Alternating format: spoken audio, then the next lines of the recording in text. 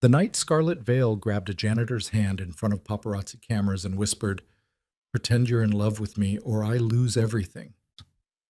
32-year-old single father Ethan Cole made a decision that would destroy the careful, invisible life he'd spent years building to protect his daughter. What started as a billionaire's desperate gamble to save her crumbling empire became something far more dangerous. Because fake relationships have a nasty habit of feeling real. And when the truth finally explodes at the most public moment imaginable, the wreckage doesn't just end careers, it shatters families. If you want to see how far a man will go when the woman the world fears most needs him to be brave, stay with me until the end. Hit that like button and drop a comment with your city so I can see how far this story travels. The thing about working overnight maintenance in Manhattan's financial district was that Ethan Cole had become a master at being invisible. Not in a tragic, self-pitying way. It was practical. Strategic, even. When you pushed a mop cart across marble floors at 3 in the morning while executives slept in penthouses 40 stories above you, invisibility wasn't a curse. It was survival. Most nights, Ethan preferred it that way. He'd perfected the art of moving through the lobby of Sterling Tower without making eye contact, without drawing attention, without reminding anyone that he existed at all. The security guards knew his face, but not his name.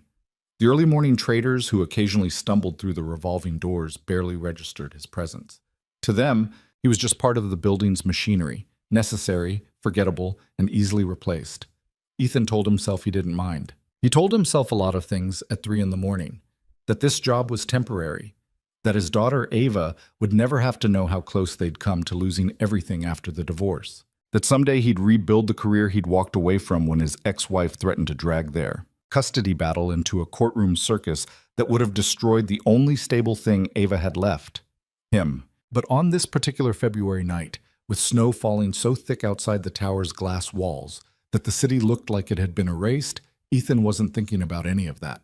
He was thinking about the fact that his daughter's school trip deposit was due in 4 days, and he was exactly $73 short. $73. It shouldn't have mattered. In a building where people traded millions before breakfast, $73 was nothing, pocket change, a rounding error. But to Ethan, it was the difference between Ava going to the science museum with her class or staying home while he invented another excuse about why they couldn't afford it this time. He hated those excuses, hated the way Ava's face would go carefully blank when he said them, like she was trying to protect him from feeling bad about something that wasn't his fault, but somehow always felt like it was. Ethan pushed the mop bucket toward the elevator bay, the wheels squeaking against the polished floor. The building was silent except for the hum of heating vents and the distant rumble of a subway train passing beneath the foundation. He liked this part of the shift, the empty hours between 2 and 5 when the world felt like it belonged to no one. His phone buzzed in his pocket. He pulled it out, expecting a text from Mrs. Harper, the 78-year-old neighbor who watched Ava on nights when Ethan worked. Mrs. Z. Harper had a habit of sending him updates that ranged from genuinely useful, Ava finished her homework, to wildly unnecessary. I gave her extra crackers. Hope that's okay. She said the other ones were too salty. But it wasn't Mrs. Harper. It was a notification from his bank. Overdraft warning. Ethan closed his eyes and shoved the phone back into his pocket. Not tonight. He didn't have the energy to deal with it tonight. The elevator dinged behind him. Ethan turned, frowning. Nobody used the elevators at this hour.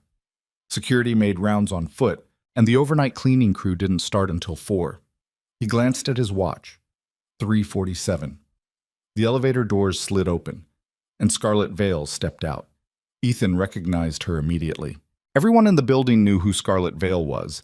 She was the 30-year-old founder and CEO of Veil Dynamics, a tech company that had exploded from a college dorm room startup into a billion-dollar empire in less than a decade. Her face had been on the cover of Forbes 3 times. She'd been called the most dangerous woman in Silicon Valley by one outlet and the future of ethical AI by another. She was also, if the rumors were true, one of the most feared executives in the building. People didn't cross Scarlet Veil. People didn't even make eye contact with Scarlet Veil unless she initiated it first. But right now, at 3:47 in the morning, Scarlet Veil looked nothing like the woman Ethan had seen in magazines. She looked terrified. Her hair, usually pulled back in a sleek ponytail, hung loose around her shoulders. Her coat was unbuttoned, and her heels clicked unevenly against the marble like she'd been running. Her eyes were wide, And when she looked at Ethan, there was something desperate in her expression that made his stomach tighten. "Excuse me," she said. Her voice was steady, but Ethan caught the tremor underneath it. He straightened, instinctively stepping back. "Can I help you with something?" Scarlett glanced over her shoulder toward the glass doors at the front of the lobby. Ethan followed her gaze. Outside, through the swirling snow, he could see movement, flashes of light, shapes gathering on the sidewalk. Paparazzi. A lot of them. Scarlett turned back to him. "What's your name?" Ethan blinked. Ethan. Ethan." She said it like she was testing the weight of it. Then she took a step closer. "I need you to do something for me. I'll pay you." Ethan's jaw tightened. "I'm not interested."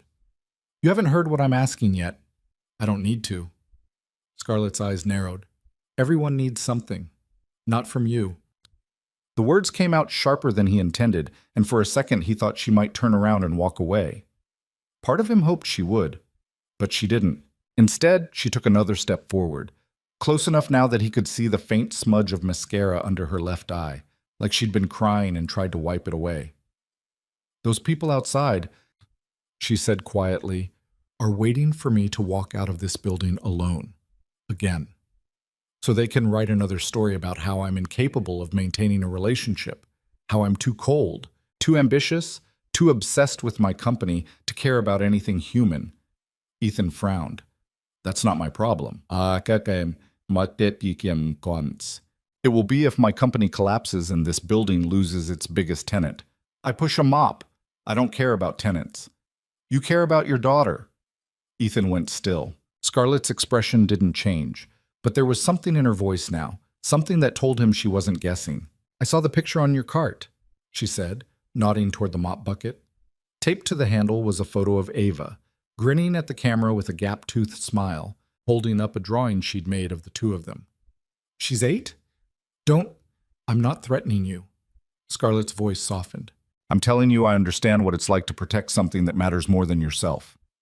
Ethan's hands curled into fists at his sides. "What do you want?" Scarlett glanced toward the doors again. The flashes were getting brighter. More cameras. When she looked back at him, her voice was barely above a whisper. "I need you to walk outside with me. Hold my hand. Smile. Pretend, just for 60 seconds, that you're in love with me." Ethan stared at her. "You're insane." "Probably. I'm a janitor. I know. You're a billionaire. I know that too. This is the dumbest thing I've ever heard." Scarlett's mouth twitched, almost like she wanted to smile, but couldn't quite manage it. "It's a very dumb thing, but it's also the only thing that might work." Ethan shook his head. "Find someone else." "There is no one else. Everyone I know has an agenda, a reputation to protect, a reason to leak this to the press the second it's convenient." She paused. You don't know anything about me. I know you're here at 3 a.m. instead of home with your daughter because you need the money.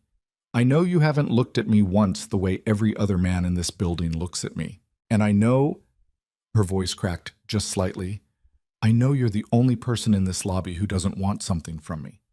Ethan wanted to argue. He wanted to tell her to walk out those doors alone and deal with her own mess. But then he thought about the overdraft notice on his phone, about the school trip deposit, about the way Ava's face always went carefully, heartbreakingly blank when he had to say no.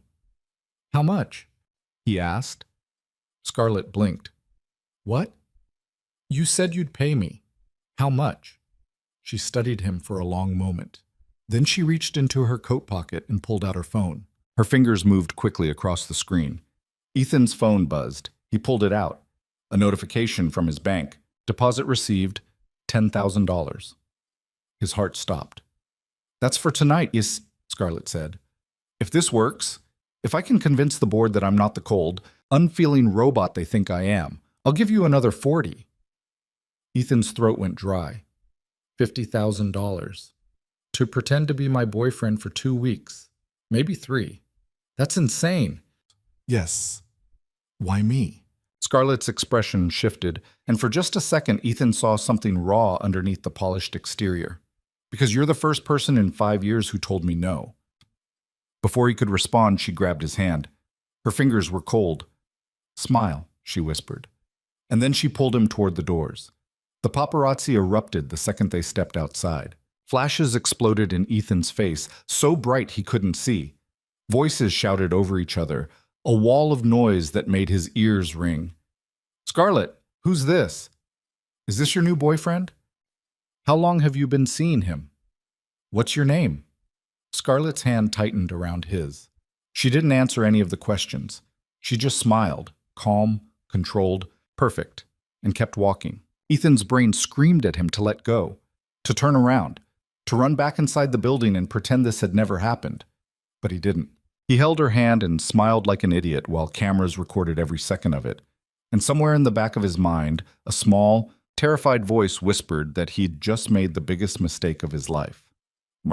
The car ride was silent. Scarlett's driver, a middle-aged man with a square jaw and an expression that suggested he'd seen far worse than a billionaire dragging a janitor into her car, navigated through the snowy streets without saying a word. Ethan sat in the back seat, staring at his phone. The $10,000 was real. He'd checked 3 times. "You can stop looking at it," Scarlett said from the other side of the seat. "It's not going to disappear." Ethan glanced at her. She was staring out the window, her reflection ghostly in the glass. "This is insane, huh?" he muttered. "You said that already." "Because it is." Scarlett turned to look at him. "Do you want to give the money back?" Ethan's jaw tightened. "No." "Then stop complaining." "I'm not complaining. I'm processing. Process faster." Ethan let out a breath. "What happens now?" "Now," Scarlett said, "you go home, get some sleep. Tomorrow morning, you're going to wake up to a lot of phone calls and messages. Ignore all of them." "Why?" "Because by tomorrow morning, every gossip site in the country is going to have pictures of us. They're going to want to know who you are, where you came from, and why I'm dating a janitor." Ethan flinched. "You don't have to say it like that."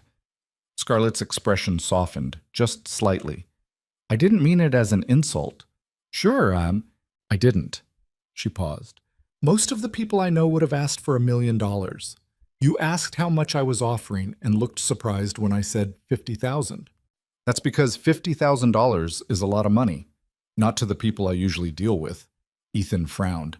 "What kind of life do you live where $50,000 isn't a lot of money?" Scarlett's mouth curved into something that wasn't quite a smile. A lonely one. The car pulled up in front of a modest apartment building in Queens. Ethan recognized it immediately. His building. He stared at Scarlett. "How did you know where I live?" "I didn't. I had my assistant look it up." "That's invasive? Yes. Necessary? Also yes." She leaned forward slightly.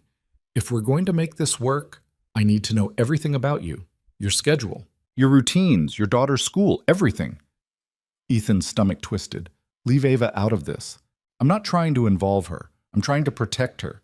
If we don't get ahead of this, reporters are going to show up at her school. Her friends' parents are going to start asking questions. It's going to get messy, and the best way to minimize that mess is to control the narrative before it controls us." Ethan wanted to argue, but he couldn't, because everything she was saying made sense, and he hated that it made sense. 2 weeks, he said. "Maybe 3. 2 weeks, then I'm out."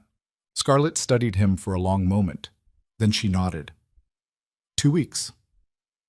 Ethan opened the car door and stepped out into the snow. He was halfway to the building entrance when Scarlett's voice stopped him. "Ethan." He turned. She was leaning out of the car, her expression unreadable. "Thank you," she said quietly. Ethan didn't know what to say to that, so he just nodded and walked inside. Mrs. Harper was asleep on the couch when Ethan let himself into the apartment.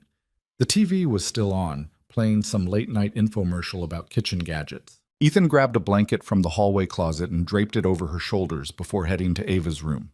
His daughter was curled up in bed, her stuffed elephant tucked under one arm. Her nightlight cast soft shadows across the wall, and for a moment, Ethan just stood in the doorway, watching her breathe. She looked so small, so fragile. He thought about the paparazzi outside the tower, about the cameras, about the fact that in a few hours, His face was going to be plastered across the internet next to one of the most famous women in the country. And he thought about the $10,000 sitting in his bank account. Ethan crossed the room and knelt beside Ava's bed. He brushed a strand of hair away from her forehead and whispered, "I'm going to fix this. I promise." Ava stirred slightly, but didn't wake. Ethan stayed there for a long time, watching her sleep, and tried to convince himself that he hadn't just made a deal with the devil. By 7 the next morning, Ethan's phone had 43 missed calls. He stared at the screen, his stomach sinking. Most of the numbers were unknown. A few were from people he hadn't spoken to in years. Old coworkers, distant cousins, his ex-wife's sister. And then there were the texts. "Is that really you? Dude, you're all over Twitter. Call me. Now." Ethan opened his browser and immediately regretted it. The first headline made his chest tighten. "Scarlet Veil steps out with mystery man. Who is he?" Below it was a photo of him and Scarlet walking out of the tower, hand in hand, smiling. He looked like an idiot. The second headline was worse. "Billionaire CEO trades up. Scarlet Veil's new boyfriend is a janitor." Ethan's jaw clenched. The third headline made him want to throw his phone across the room. "From mop bucket to billionaire. The Cinderella story. No one saw coming." "Dad?" Ethan looked up. Ava was standing in the doorway, rubbing her eyes. She was wearing her favorite pajamas, the ones with the cartoon astronauts, and her hair was sticking up in every direction. "Hey, kiddo." Ethan forced a smile and locked his phone. "You're up early. Mrs. Harper said you came home late." "I did. Work stuff." Ava patted across the room and climbed onto the couch next to him. She leaned against his side, and Ethan wrapped an arm around her shoulders. "Are you okay?" she asked. "Yeah, why?" "Well, you look worried." Ethan's chest tightened. "I'm fine, just tired." Ava didn't look convinced, but she didn't push. Instead, she grabbed the remote and turned on cartoons. Ethan stared at the TV, not really seeing it. His phone buzzed again. This time, it was a text from an unknown number. "Car will pick you up at 10. We need to talk." Ethan closed his eyes. This was really happening. And there was no going back now. The black car arrived at exactly 10 o'clock. Ethan watched it pull up from his apartment window, his stomach churning. Ava was at school. Mrs. Harper had agreed to pick her up later, though she'd given Ethan a look that suggested she had questions he wasn't ready to answer. He grabbed his jacket and headed downstairs. The driver didn't speak when Ethan climbed into the back seat. He just pulled away from the curb and merged into traffic, navigating through Manhattan like he'd done this route 1,000 times. Ethan's phone buzzed constantly in his pocket. He'd stopped checking it after the first 100 notifications. Twitter was a nightmare. Instagram was worse. Someone had already made a meme comparing him to a Disney prince, except the prince was holding a mop instead of a sword. He wanted to disappear. The car stopped in front of a sleek glass building in Midtown that Ethan didn't recognize. The driver got out and opened his door without a word. Ethan stepped onto the sidewalk and looked up. The building had to be at least 30 stories tall, all sharp angles and reflective windows that made it look like it belonged in a science fiction movie. A woman in a gray suit was waiting by the entrance. She was younger than Ethan, maybe 25, with sharp eyes and an expression that suggested she didn't have time for nonsense. "Mr. Cole," she said briskly. "I'm Jennifer Huang, Ms. Vale's chief of staff. Follow me." She turned and walked through the revolving doors before Ethan could respond. He hurried after her. The lobby was all marble and steel, the kind of space that made you feel like you should be wearing something more expensive than jeans and a jacket from Target. Jennifer led him to a private elevator that required a key card to activate. She swiped hers without breaking stride, and the doors slid open immediately. They rode up in silence. Ethan shifted his weight, uncomfortable. "So, how long have you worked for Scarlet?" 4 years. "And you're her chief of staff?" "Yes." "That's impressive." Jennifer glanced at him. "Ms. Vale doesn't hire people based on their ability to make small talk, Mr. Cole. She hires people who get things done." Ethan shut up. The elevator opened onto the top floor. Jennifer led him down a hallway lined with abstract art that probably cost more than Ethan's entire apartment building. They stopped in front of a set of double doors. Jennifer knocked once, then pushed them open. Scarlett's office was massive. Floor-to-ceiling windows looked out over the city, and the furniture was all clean lines and expensive wood. A conference table dominated one side of the room, surrounded by leather chairs. Scarlett was standing by the windows, her back to the door, talking on her phone. "I don't care what the board thinks," she said, her voice sharp. "We're not delaying the product launch. If they have concerns, they can bring them to me directly instead of leaking them to the press." She paused, listening. "No, that's final." She ended the call and turned around. Ethan barely recognized her. Gone was the shaken, desperate woman from the night before. This version of Scarlett was polished, controlled, and intimidating as hell. Her hair was pulled back, her suit was perfectly tailored, and her expression was the kind that made you want to apologize for existing. "Mr. Cole," she said, "thank you for coming." Jennifer closed the doors behind them and disappeared. Ethan stood awkwardly in the middle of the office, feeling like he'd been dropped into a world where he didn't speak the language. "You wanted to talk? Sit." It wasn't a suggestion.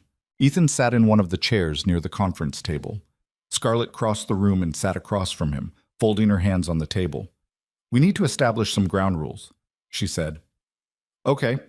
First, everything we discuss stays between us. No friends, no family, no one. If this leaks, it's over." "I'm not going to tell anyone." "Second, you follow my lead in public. If I introduce you to someone, you smile and let me do the talking. If a reporter asks you a question, you defer to me. Understood?" Ethan's jaw tightened. "I'm not an idiot." "I didn't say you were, but this is my world, and if you make a mistake, it doesn't just hurt me, it hurts you too." She wasn't wrong, but that didn't make it easier to swallow. "Third," Scarlett continued, "we need to make this look real. That means spending time together, dinners, events, public appearances. My PR team is already drafting a story about how we met." Ethan frowned. "What's the story?" "That we've been seeing each other quietly for a few months, that you didn't want the attention, but I convinced you to go public because I'm serious about you. And people are going to believe that?" Scarlett's mouth curved into something that wasn't quite a smile. "People believe what they want to believe. Right now, they want to believe that I'm capable of having a normal relationship. We're going to give them that." Ethan leaned back in his chair, trying to process everything. "What about my daughter?" Scarlett's expression softened slightly. "What about her?" "She's going to have questions. Her friends' parents are going to have questions. I can't just—" "I know." Scarlett's voice was quieter now, "and I'm not asking you to lie to her, but we need to be careful about how much we tell her. The less she knows, the less she can accidentally say to someone who will turn it into a headline." Ethan's chest tightened. "I don't want her involved in this. She already is. The second those cameras flashed last night, she became part of the story." Scarlett paused. "But we can minimize it. Keep her out of photos. Make it clear to the press that she's off limits. I'll have my legal team draft something." Ethan wanted to argue, but he couldn't, because she was right. Ava was already part of this whether he liked it or not. "How long?" he asked. 2 weeks, maybe 3. There's an investor summit at the end of the month. If I can get through that without the board forcing me out, this will all be over. And then what?" Scarlett met his gaze. "Then we stage a quiet breakup. No drama, no headlines. You go back to your life, and I go back to mine." It sounded simple, too simple. Ethan didn't trust it. Before he could say anything else, the doors opened and Jennifer walked back in, carrying a tablet. "Ms. Vale, you have a call with the board in 10 minutes." Scarlett stood. "Thank you, Jennifer." She looked at Ethan. "My driver will take you home. I'll have my team send over the schedule for this week. And Ethan?" He stood, meeting her eyes. "Don't talk to the press. About anything. If they corner you, say, 'No comment,' and walk away." Ethan nodded. He didn't trust himself to say anything else. The ride home felt longer than the ride there. Ethan stared out the window, watching the city blur past, and tried to figure out how his life had gone from boring and predictable to completely insane in less than 24 hours. His phone buzzed again. This time, it was a text from his ex-wife. "We need to talk. Call me." Ethan's stomach dropped. He hadn't spoken to Rebecca in almost 6 months. Not since the custody arrangement had been finalized, and she'd made it clear that she had no interest in being part of Ava's life beyond the bare minimum required by the court. He didn't want to call her, but he knew if he didn't, she'd just keep texting. Or worse, she'd show up at his apartment. He dialed her number. She picked up on the first ring. "What the hell, Ethan?" "Hello to you too." "Don't. I saw the pictures. Everyone saw the pictures. You're dating Scarlet Vale?" Ethan closed his eyes. "It's complicated." "Complicated? You're a janitor. She's a billionaire. How is that complicated?" "Rebecca, does Ava know?" Ethan's jaw tightened. "That's none of your business. She's my daughter too. You signed away custody. You don't get to pretend you care now." There was a long silence on the other end of the line. When Rebecca spoke again, her voice was colder. "I want to see her." Ethan's heart stopped. "No. You can't keep her from me. I'm not keeping her from you. You're the one who decided you didn't want to be a parent. You're the one who moved to California and stopped calling. Don't act like I'm the bad guy here. That was different. How?" "I needed space. I needed to figure out my life. And now you suddenly want back in because you saw my face on the internet? Nuts." Rebecca's voice turned sharp. "I have rights, Ethan. You have scheduled visitation once a month. That's it. And last I checked, you haven't used it in 4 months. I've been busy. So have I. Difference is, I didn't abandon my kid." Rebecca hung up. Ethan sat there staring at his phone, his hands shaking. He hated her. He hated that she could still make him feel like this. Angry and helpless and terrified that she might actually follow through on her threat to show up and disrupt the fragile stability he'd built for Ava. By the time the car dropped him off at his apartment, Ethan felt like he'd been awake for 3 days straight. Mrs. Harper was waiting in the hallway when he walked in, her arms crossed and her expression stern. "We need to talk," she said. Ethan sighed. "Not you too. Sit." He sat. Mrs. Harper settled into the chair across from him, her eyes sharp despite her age. "I don't know what you've gotten yourself into, but I saw the news this morning, and I'm worried. I'm fine." "You're not fine. You look like you haven't slept, and your phone hasn't stopped buzzing since you got home last night." Ethan rubbed his face. "It's temporary. It'll blow over." "Will it?" Mrs. Harper leaned forward. "Because from where I'm sitting, it looks like you just painted a target on your back. And Ava's..." Ethan's chest tightened. "I'm handling it." "Are you?" He didn't have an answer for that. Mrs. Harper's expression softened slightly. "I'm not judging you, Ethan, but I've known you long enough to know when you're in over your head. And whatever this is, it's bigger than you think." "I know." "Then be careful, for Ava's sake." Ethan nodded, though he wasn't sure careful was an option anymore. The rest of the week passed in a blur. Scarlett's PR team sent over a schedule that made Ethan's head spin. Dinner at a restaurant downtown on Tuesday. A charity event on Thursday. Coffee in Central Park on Saturday morning, where photographers would coincidentally happen to be walking by. Every moment was calculated. Every smile was rehearsed. And somehow, it worked. The headline shifted. Scarlet Vale's mystery man revealed, "Single dad." Ethan Cole. Sources say Vale and Cole have been dating quietly for months, a love story for the ages. Billionaire CEO and everyday hero. Ethan hated every second of it. But the money kept coming. Another $10,000 after the dinner. Another $15,000 after the charity event. He told himself it was worth it. Told himself he could survive 2 more weeks. But the cracks were starting to show. Ava asked why his picture was on the news. He told her it was a misunderstanding and hoped she wouldn't push. She didn't, but the look in her eyes told him she didn't believe him. Parents at her school started acting weird. Some of them smiled too much. Others avoided eye contact entirely. One mother cornered him at pickup and asked if Scarlett was looking for charitable causes to support, and could he mention her nonprofit. Ethan said no and walked away before he said something he'd regret. By Friday night, he was exhausted. He'd just finished his shift at the tower and was heading home when his phone rang. Scarlett. "Hello? I need you to come to my apartment." Ethan frowned. "Now? It's midnight. I know what time it is. Please, it's important." There was something in her voice, something strained that made him hesitate. Fine, send me the address. 20 minutes later, Ethan was standing in front of a building that made his apartment look like a cardboard box. The doorman didn't even ask his name. He just nodded and waved him toward the elevator. Scarlett's apartment was on the top floor. She opened the door before he could knock. She looked terrible. Her hair was down, her makeup was smudged, and she was wearing sweatpants and an oversized t-shirt that made her look younger and smaller than she actually was. "Come in," she said quietly. Ethan stepped inside.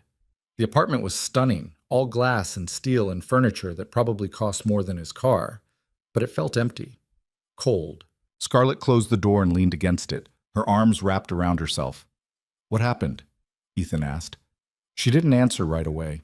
Instead, she walked to the kitchen and poured herself a glass of wine.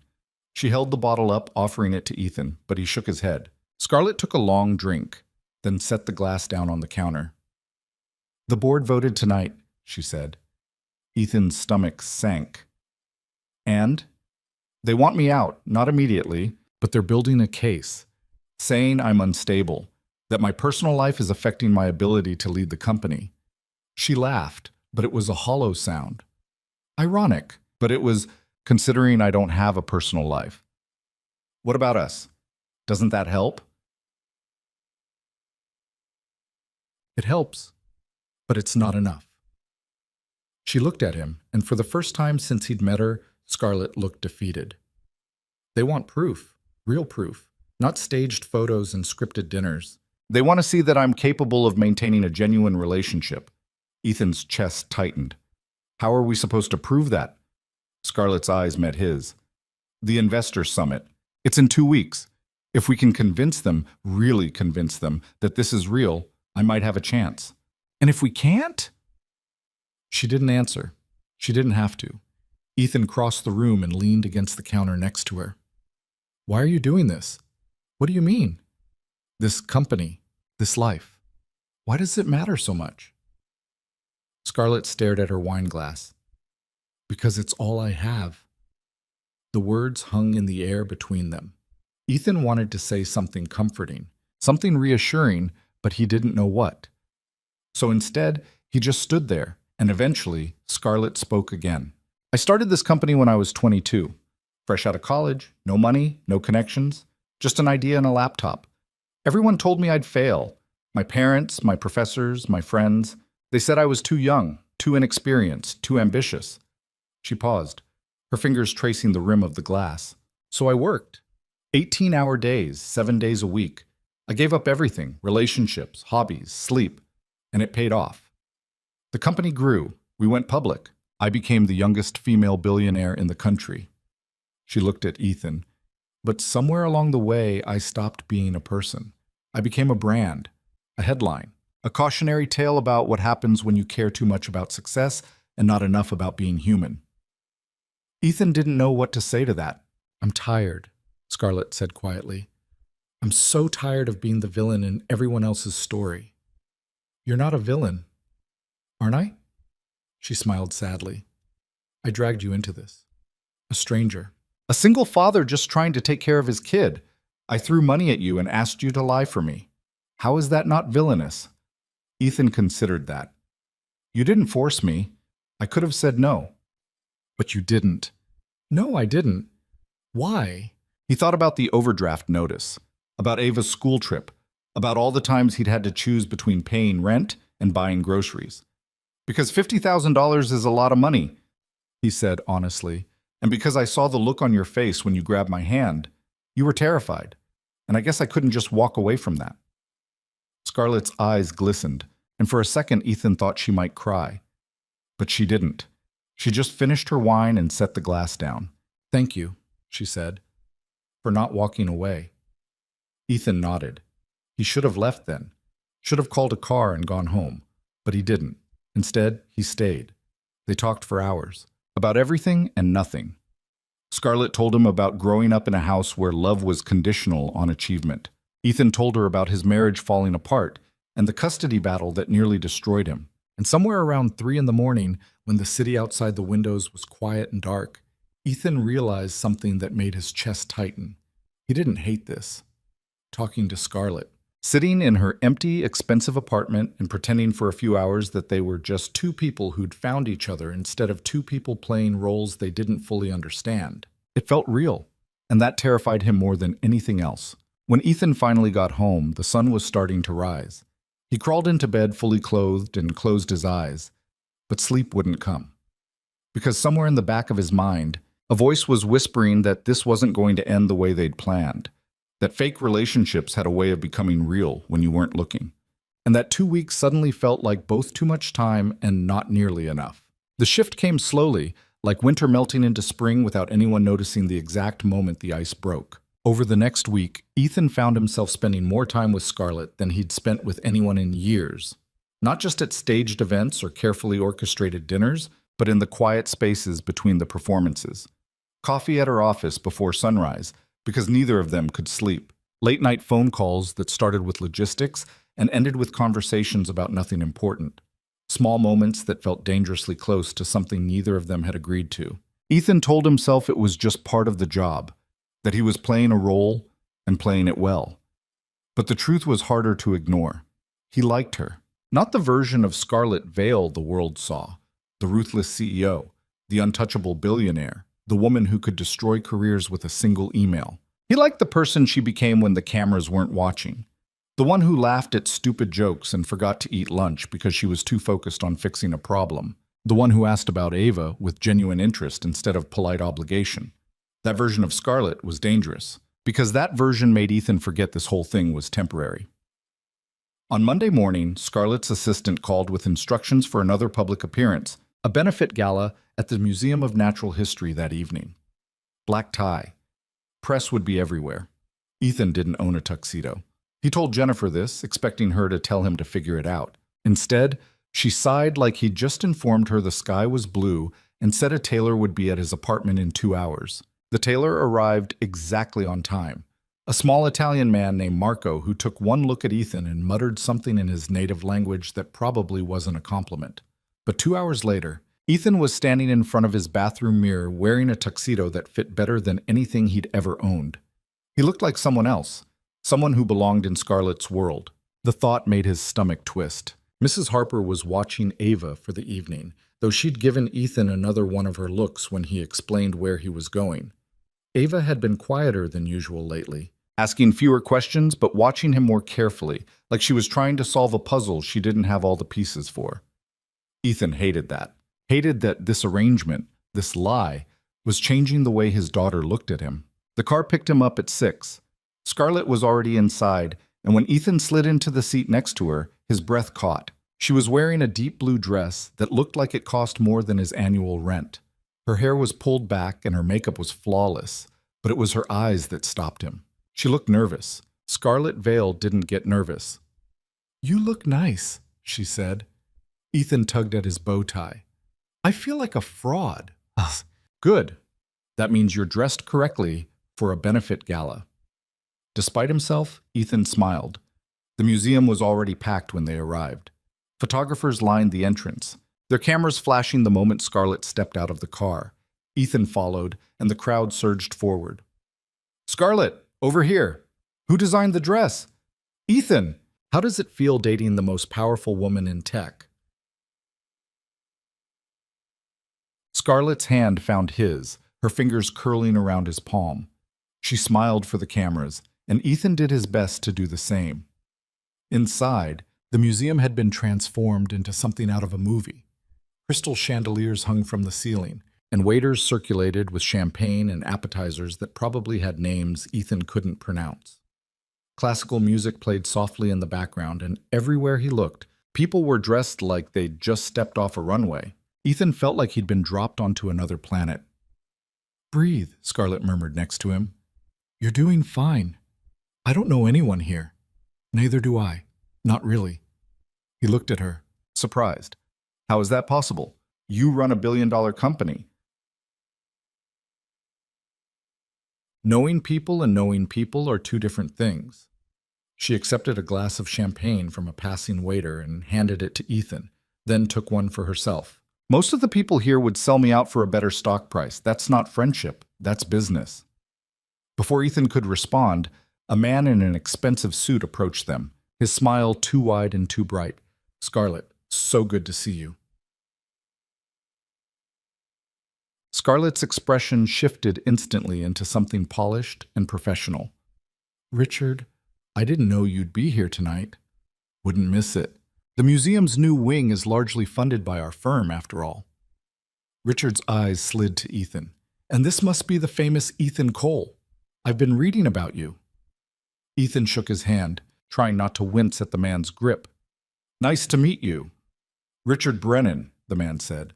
"I sit on Veil Dynamics' board." Ethan's stomach dropped. Richard's smile widened like he'd noticed the reaction and was enjoying it. "Scarlett's been keeping you quite the secret, though I suppose that's not surprising. She's always been good at controlling narratives." "Richard," Scarlett said, her voice cool, "if you have something to say it directly." Not at all. I'm simply curious. You've spent years telling us that personal relationships are a distraction, that they compromise judgment, and yet here you are." He gestured vaguely at Ethan. "One has to wonder what changed." Scarlett's jaw tightened. "People grow. Perspectives evolve. I'm sure even you've experienced that, Richard." "Of course, though usually not quite so publicly." Richard took a sip of his drink.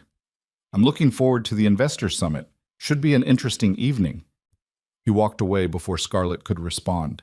Ethan let out a breath he hadn't realized he'd been holding. That guy's an asshole. That guy controls 15% of the board's voting power. Scarlett's voice was tight. "And he's the one leading the charge to remove me." "Why?" "Because I turned down his offer to merge Veil Dynamics with his firm. He took it personally." She drained her champagne glass and set it on a nearby table. "Come on, let's get this over with." The rest of the evening was a blur of introductions and forced smiles. Ethan met CEOs and investors and people whose names he forgot the moment they walked away. Scarlett stayed close, her hand on his arm or his back, always touching him just enough to sell the illusion. But somewhere around 9 o'clock, Ethan realized it didn't feel like an illusion anymore. They were standing near the dinosaur exhibit, temporarily alone, when Scarlett let out a long breath and leaned against the railing. "I hate these things," she said quietly. "Then why do them?" Well, because if I don't, people like Richard start whispering that I'm losing control, that I'm becoming a recluse, that I can't handle the pressure." She looked at the fossilized skeleton in front of them. "Sometimes I think about what it would be like to just walk away, sell the company, disappear somewhere quiet." "Would you actually do it?" Scarlett was quiet for a long moment. "No, I don't think I could. That company is everything I've built, everything I've sacrificed for. Letting it go would feel like admitting they were right all along." "Who?" "Everyone who said I couldn't do it." She turned to look at him.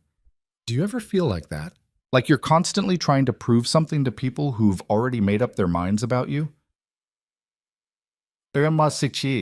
Ethan thought about the divorce, about the custody battle, about the way Rebecca's family had looked at him like he was a failure for choosing his daughter over his career. "Yeah," he said, "I do." Something shifted in Scarlett's expression. "Can I ask you something?" "Sure." "Why did you give up your career? Jennifer pulled your background. You were good, really good. You could have fought for custody and kept your job." Ethan's chest tightened. "My ex-wife threatened to drag it out for years, said she'd make it ugly, that she'd tell the court I was unstable, that I couldn't provide a good home for Ava." He paused.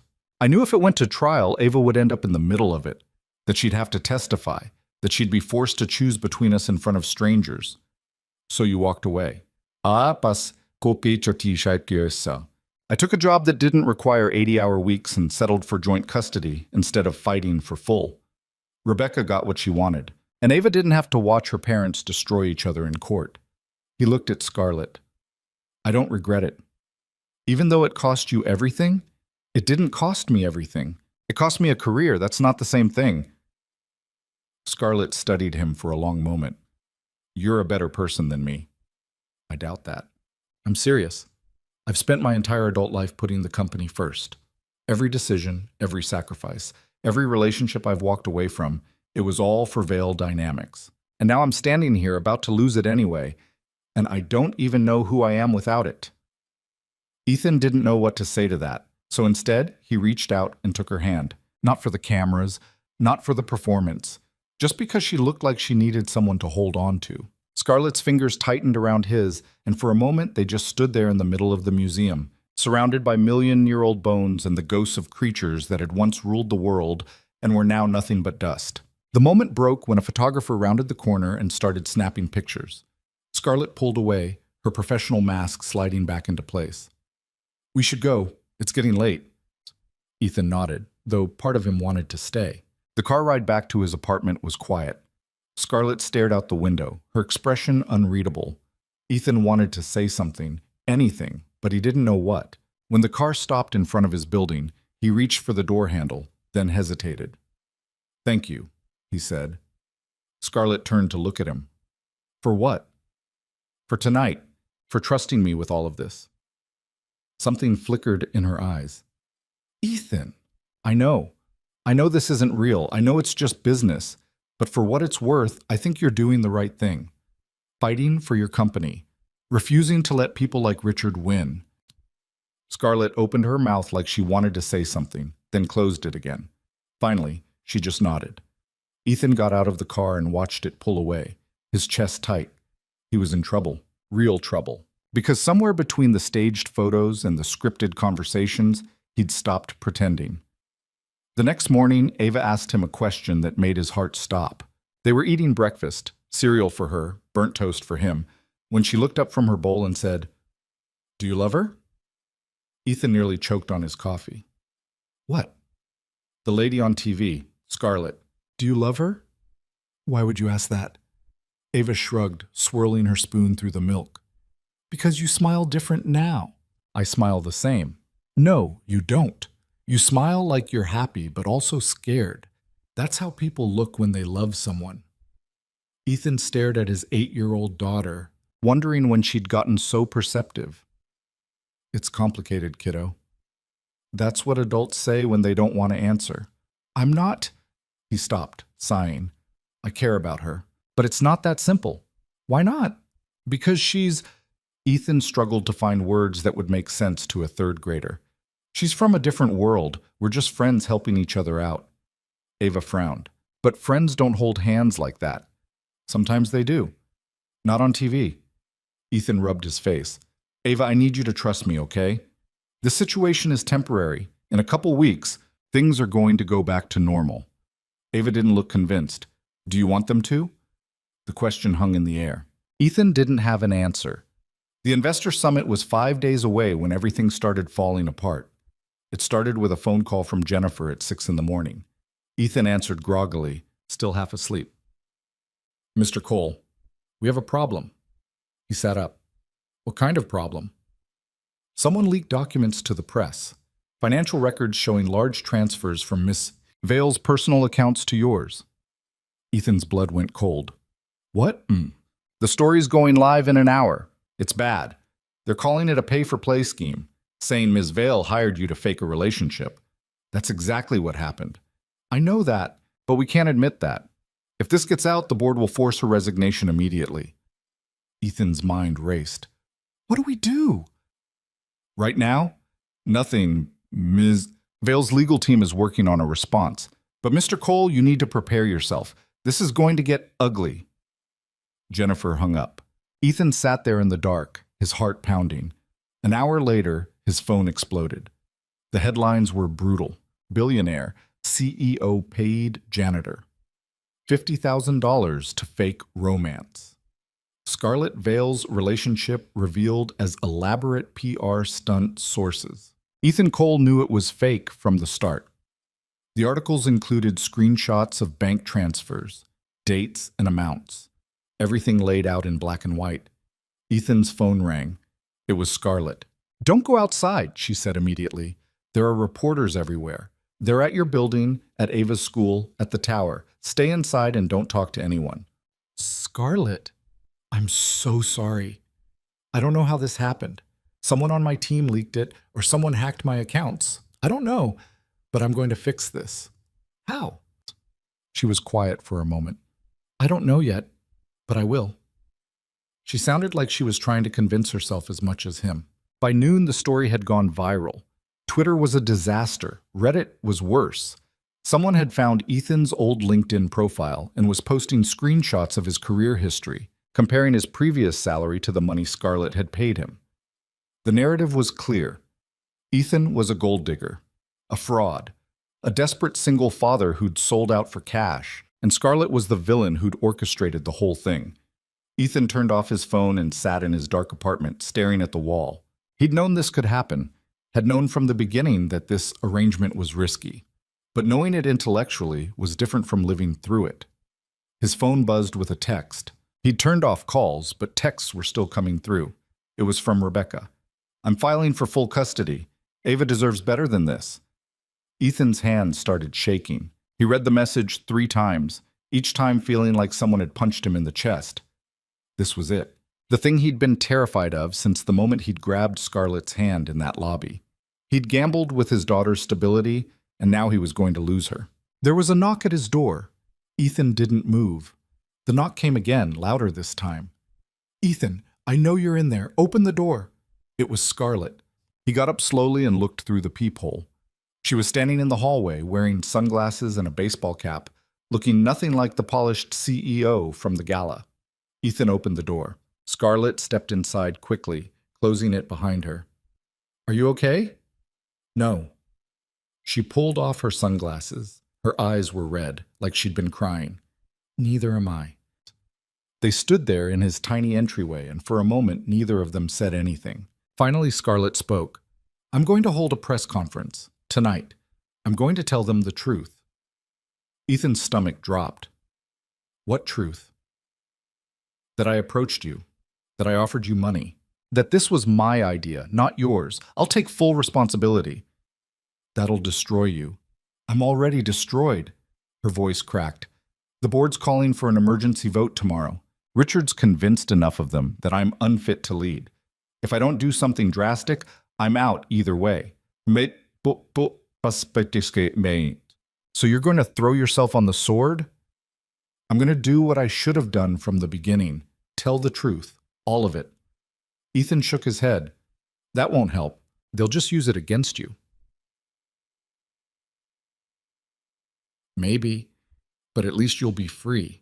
You can tell Rebecca in the court that you were coerced, that I manipulated you, that you were just trying to provide for your daughter. I wasn't coerced. Ethan, I wasn't. He stepped closer. I made a choice. A stupid, reckless choice, but it was mine, and I'm not going to let you take the fall alone. Scarlett's eyes filled with tears. You don't understand. If you go down with me, you lose everything. Your daughter, your reputation, your life. I can't. Her voice broke. I can't let that happen. Then what do you want me to do? She looked at him, and in that moment, Ethan saw something he hadn't seen before. Something raw and unguarded and terrifyingly honest. I want you to walk away, she whispered. I want you to take the money and disappear. Start over somewhere else. Keep Ava safe, and forget this ever happened. Ethan's chest felt like it was caving in. I can't do that. Why not? Because somewhere in the last 2 weeks, this had stopped being about money. Because he'd seen the person behind the billionaire mask, and he couldn't unsee it. Because when she'd grabbed his hand in that lobby, scared and desperate, something had shifted inside him that he couldn't explain. But he couldn't say any of that. So instead, he said, because I don't abandon people I care about. Scarlett stared at him. You barely know me. I know enough. Ethan, the investor summit is in 5 days. If we're going down fighting, not running. There's nothing left to fight with. They have the bank records. They have the timeline. They have everything they need to destroy both of us. Then we give them something they're not expecting. What? Ethan took a breath. The truth. Not the version that makes you look bad. The real truth. Why you did this. What you were trying to protect. What Richard and the others have been doing behind the scenes to force you out. Scarlett shook her head. That'll just make me look vindictive. Or it'll make you look human. Like someone who was backed into a corner and made a desperate choice. He paused. People understand desperate choices. They make them every day. She was quiet for a long time. Finally, she said, "You're insane." "Probably. This won't work." "Maybe not. But at least we tried." Scarlett looked at him, and something in her expression shifted. "Why are you doing this?" Ethan didn't have a good answer. Didn't have anything that made logical sense, so he just told her the truth. "Because 2 weeks ago you walked into that lobby and asked me to pretend to love you. And somewhere along the way, I forgot I was pretending." The words hung between them, impossible to take back. Scarlett's breath caught. "Ethan, I know this wasn't part of the deal. I know it's messy and complicated and probably the worst possible timing, but I can't watch you give up. Not now." She stepped closer, close enough that he could see the tears on her cheeks. Close. "If we do this, if we go to the summit and try to salvage this, we might lose everything. I know. You could lose Ava. I know that too. Then why? Because some things are worth fighting for, even when you know you're going to lose." Scarlett closed her eyes, and when she opened them again, there was something different there, something that looked dangerously close to hope. "Okay," she whispered. "Okay, we fight." Ethan nodded. He didn't know if they had a chance, didn't know if the truth would be enough to save them or if they were just delaying the inevitable. But as he stood there in his tiny apartment with the woman the world called untouchable, watching her try to pull herself back together, Ethan realized something. He'd already lost the gamble. Not to the press or the board or the leaked documents, but to the one thing he'd promised himself he wouldn't do. He'd fallen for her. And that was going to cost him everything. The next 3 days felt like living inside a pressure cooker that was about to explode. Scarlett left Ethan's apartment that night with a plan that terrified both of them. They would attend the investor summit together. They would face the board, the press, and everyone else who wanted to watch them burn. And they would tell a version of the truth that might be enough to save Scarlett's company without completely destroying what was left of Ethan's life. It was a long shot, but it was the only shot they had. The morning after the leak, Ethan woke up to find his apartment building surrounded by reporters. He looked out the window and counted at least 15 cameras pointed at his front door. Mrs. Harper called from across the hall to tell him she'd nearly been trampled trying to get her mail. "This is ridiculous," she said. "They're like vultures. I told one of them to get a real job, and he had the nerve to ask me how long I'd known you were dating a billionaire." "What did you say?" "I told him to mind his own damn business. Then I may have accidentally hit him with my purse." Despite everything, Ethan smiled. "Thanks, Mrs. Harper." "Don't thank me yet. Rebecca called here this morning looking for you." Ethan's stomach dropped. What did she want? "Mom, a show." "Mom." She didn't say, just that you need to call her immediately. She sounded angry. She always sounded angry. But Ethan knew what this was about. The custody filing. She was probably calling to gloat, or to tell him she'd already scheduled a court date, or to remind him that this was exactly the kind of chaos she'd warned him would happen if he didn't get his act together. He didn't call her back. Instead, he called Scarlett. She picked up on the first ring. "Are you okay?" Define okay. Fair point. He heard papers rustling in the background.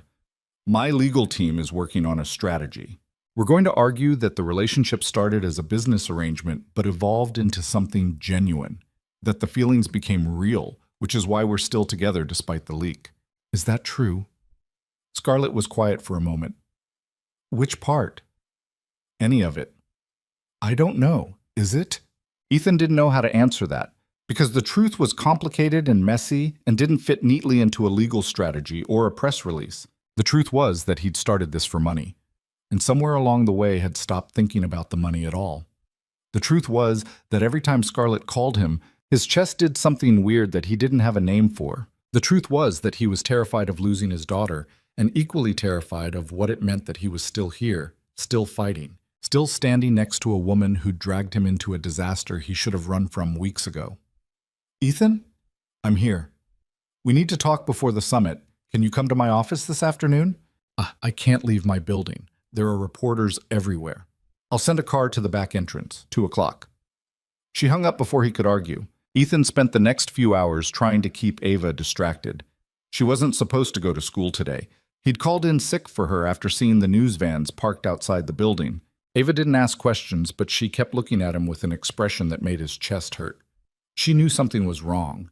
She was 8 years old and smart as hell, and she knew her father was lying to her about something important. Around noon, Ava was drawing at the kitchen table when she asked, "Are you going to jail?" Ethan nearly dropped his coffee mug. "What? No, why would you think that?" "Because that's what happens when people lie on TV." "Who told you that?" Ava shrugged. "Kids at school. They said you and Scarlett were lying about being in love. That you only did it for money. And that's illegal." Ethan sat down across from her, his heart pounding. "It's not illegal. It's just—" He struggled to find words that would make sense. "It's complicated. Sometimes adults make choices that seem wrong from the outside, but make sense when you know the whole story." "So you were lying?" He wanted to say no, wanted to tell her that everything was fine, that the news was making things up, that none of it mattered. But he couldn't do that to her. At first, he admitted quietly, it wasn't real. Scarlett needed help, and I agreed to help her. But then things changed. How? I started caring about her, for real. Not because of money or cameras or any of that, just because she's— He paused. "She's a good person who's been backed into a corner by people who don't care about anything except power." Ava studied him with those too perceptive 8-year-old eyes. "Do you love her?" "Ava, it's okay if you do. I just want to know." Ethan's throat felt tight. "I think I might." "Yeah." Ava went back to her drawing. "Then you should tell her. It's not that simple." "Why not?" "Because—" He stopped. Because the answer was too long and too complicated and involved things like investor summits and board votes and leaked financial documents that an 8-year-old shouldn't have to worry about. Because the answer was that sometimes loving someone wasn't enough. At 2 o'clock, Ethan slipped out the back entrance of his building and into the waiting car.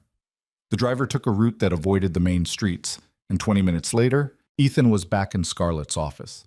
She looked exhausted. Her hair was pulled back in a messy ponytail, and there were dark circles under her eyes. She was wearing jeans and a sweater instead of her usual suit, and for the first time since he'd met her, she looked like someone who might actually need 8 hours of sleep. "Thanks for coming," she said. Ethan sat down. "What's going on?" Scarlett crossed to her desk and picked up a folder. She handed it to him without a word. Ethan opened it. Inside were printed emails, dozens of them. He scanned the first few, his stomach sinking as he realized what he was looking at. They were communications between Richard Brennan and another board member, discussing strategies to undermine Scarlett, planning the leak, coordinating with reporters to maximize the damage. "Where did you get these?" Ethan asked. "Jennifer, she's been digging through server logs for the past 2 days. Someone in Richard's office was sloppy, left a trail." Scarlett's voice was tight.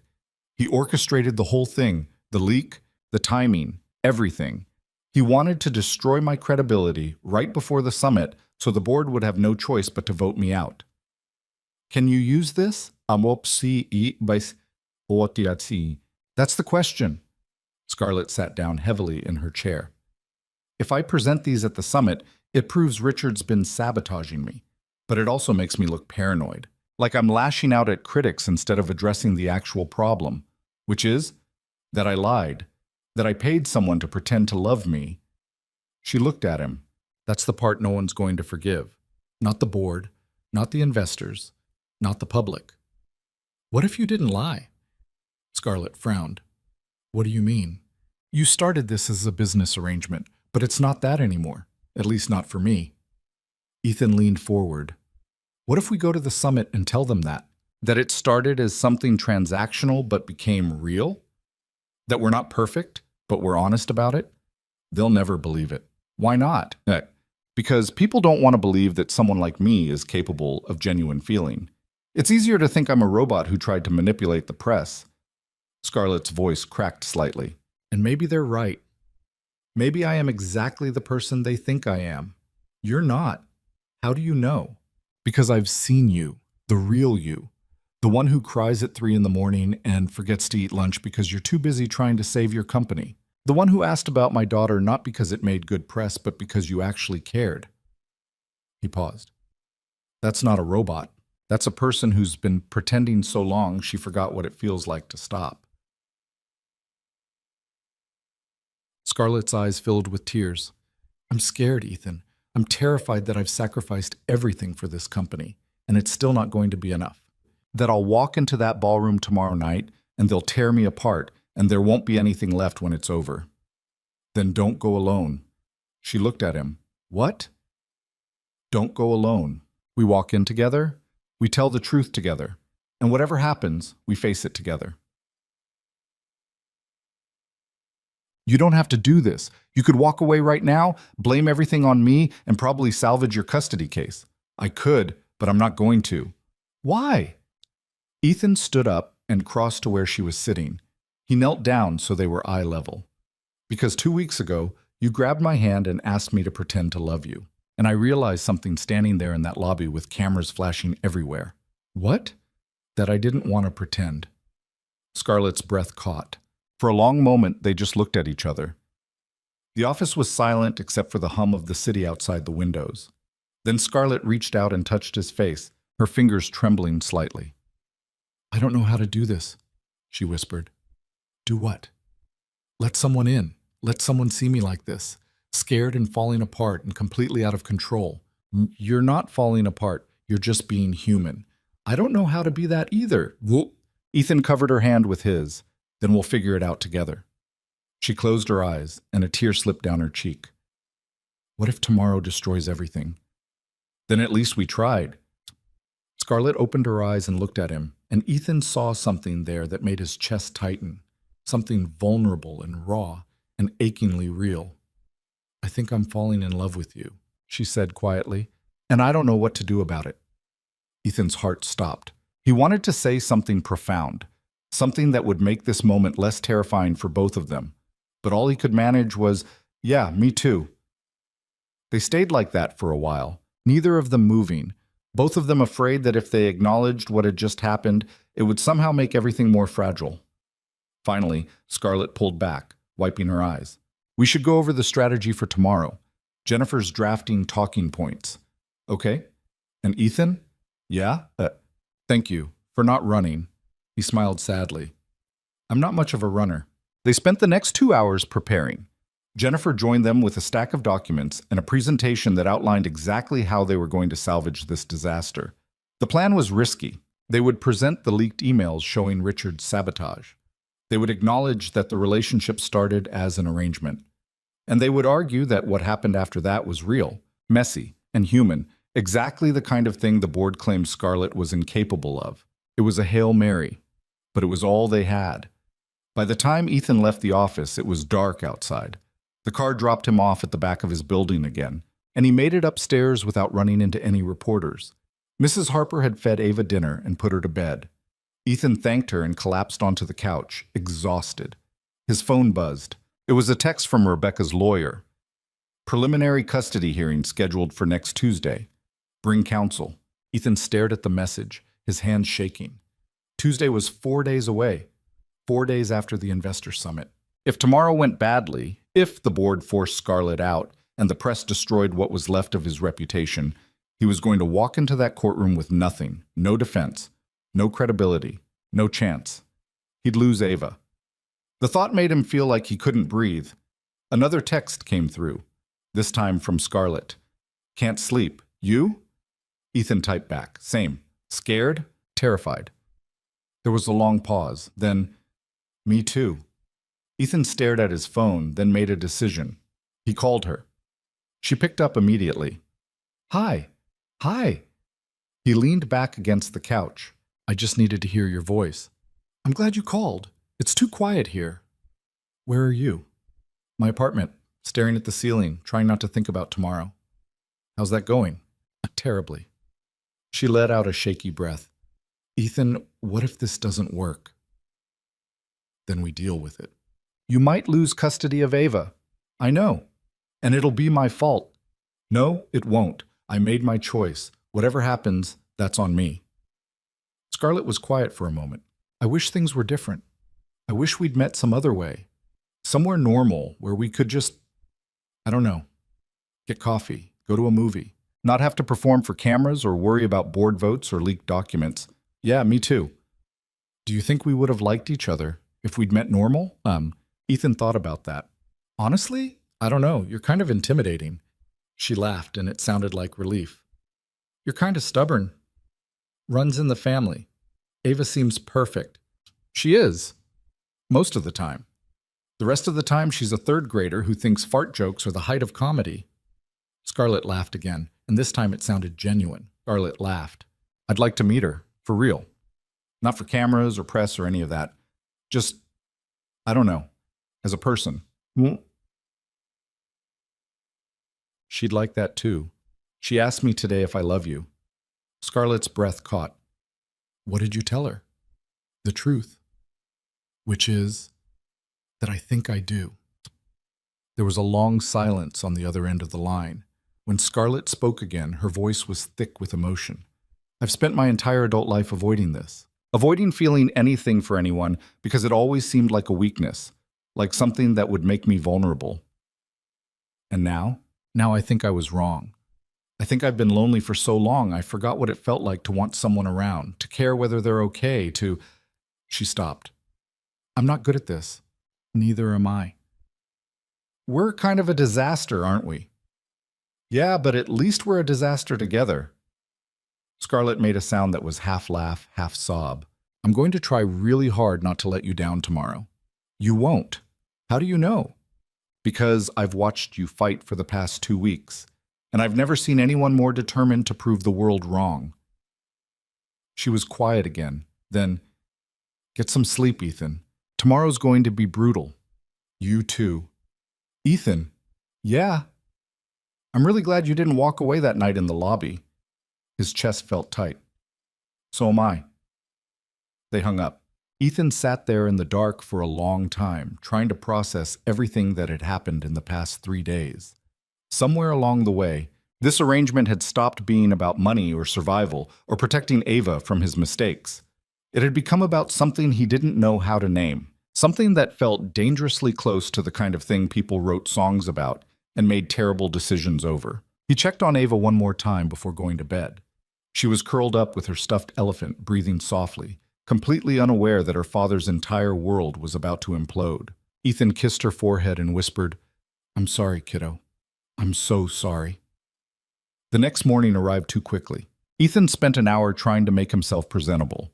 The tuxedo from the gala was still hanging in his closet, cleaned and pressed courtesy of Scarlett's staff. He put it on and stared at himself in the mirror. He looked like someone pretending to be someone else, which, he supposed, was fitting. Mrs. Harper agreed to watch Ava for the evening, though she pulled Ethan aside before he left and said, Whatever happens tonight, you come back here. You understand? Whatever they say about you, whatever they do, you come back to that little girl. She needs you.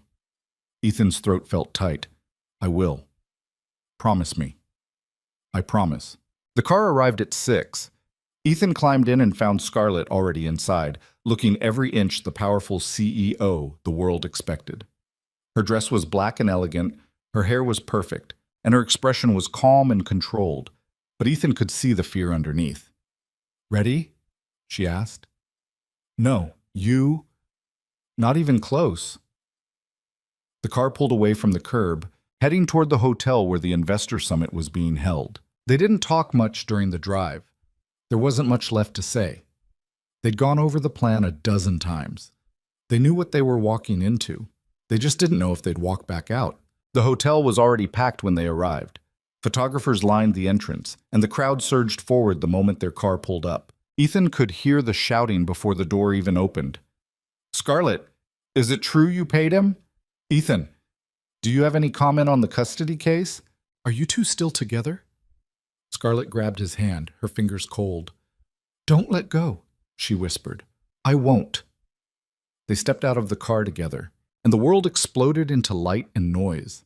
Cameras flashed so bright Ethan couldn't see.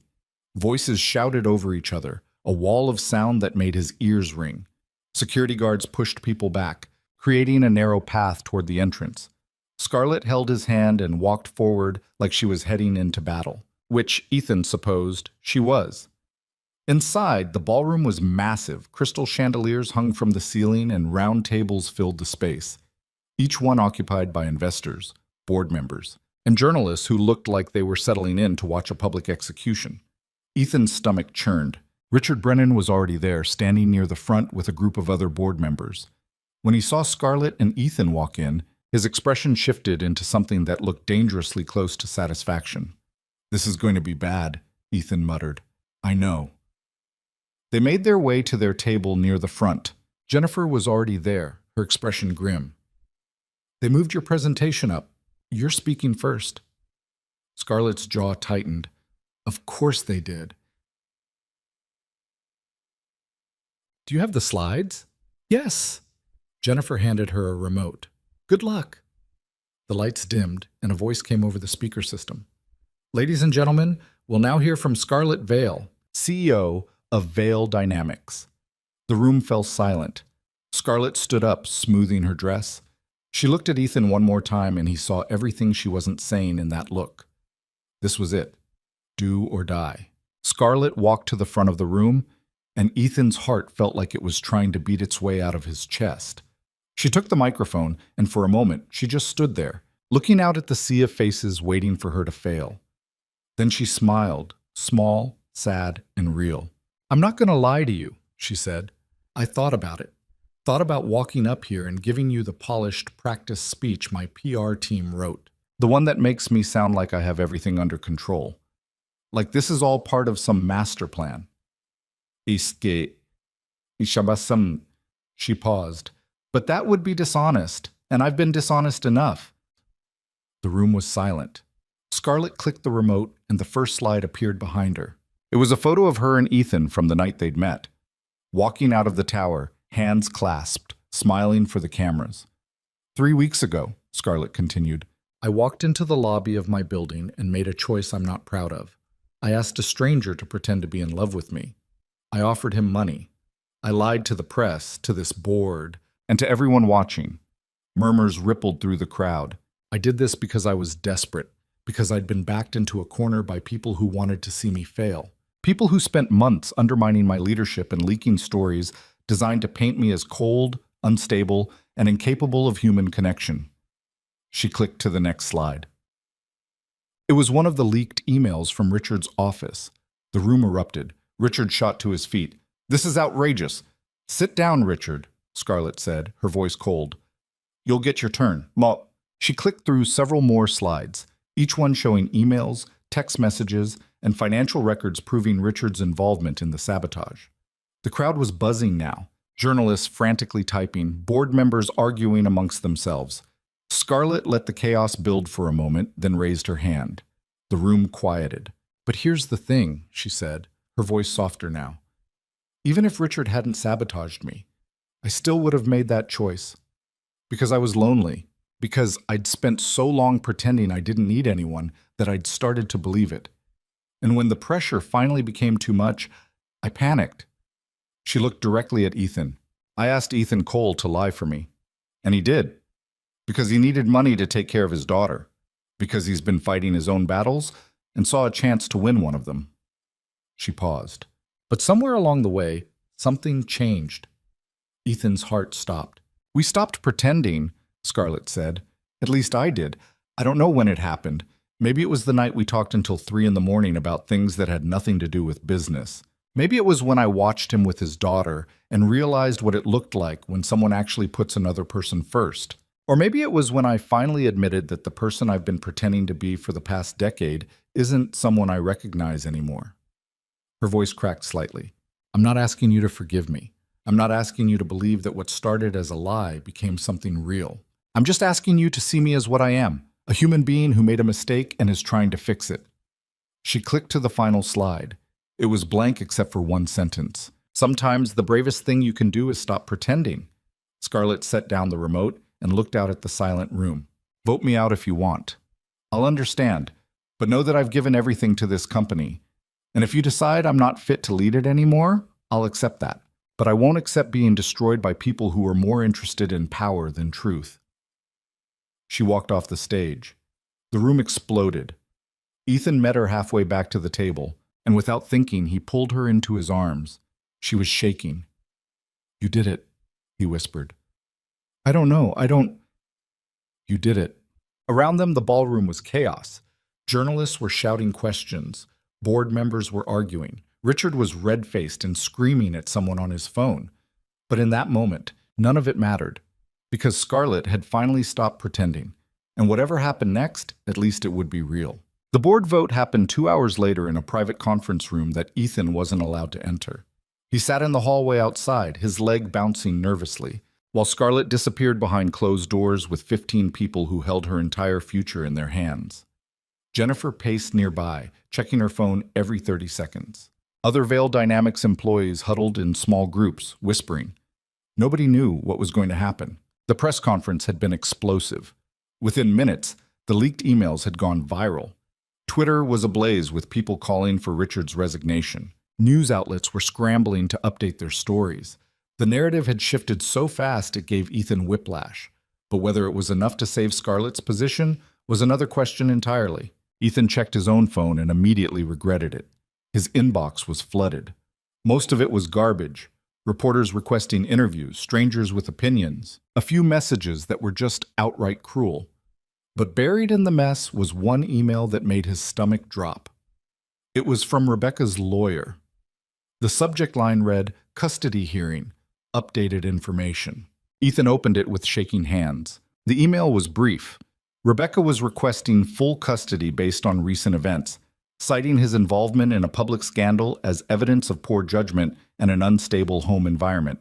The hearing was still scheduled for Tuesday, but now they were also requesting an emergency temporary order to remove Ava from his care, immediately pending the court's decision. Ethan felt like someone had reached into his chest and squeezed. They were trying to take his daughter away. Not next week. Now. He stood up abruptly, his chair scraping against the floor. Jennifer looked over, concerned. "Are you okay?" "I need some air." He didn't wait for her response.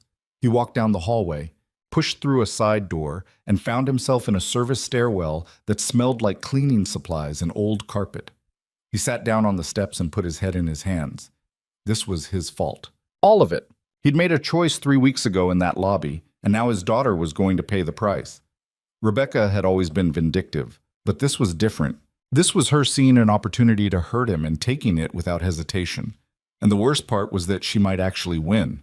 Because what judge was going to look at the past 3 weeks, the lies, the leaked documents, the media circus, and decide that Ethan was providing a stable home for an 8-year-old girl? His phone rang.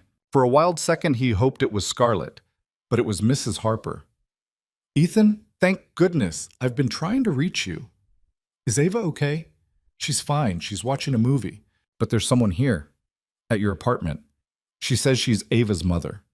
Ethan's blood went cold. "Rebecca's there?" "She showed up about 20 minutes ago with some kind of legal document. She's demanding to see Ava. I told her no, but she's threatening to call the police. Don't let her in. Don't let her near Ava."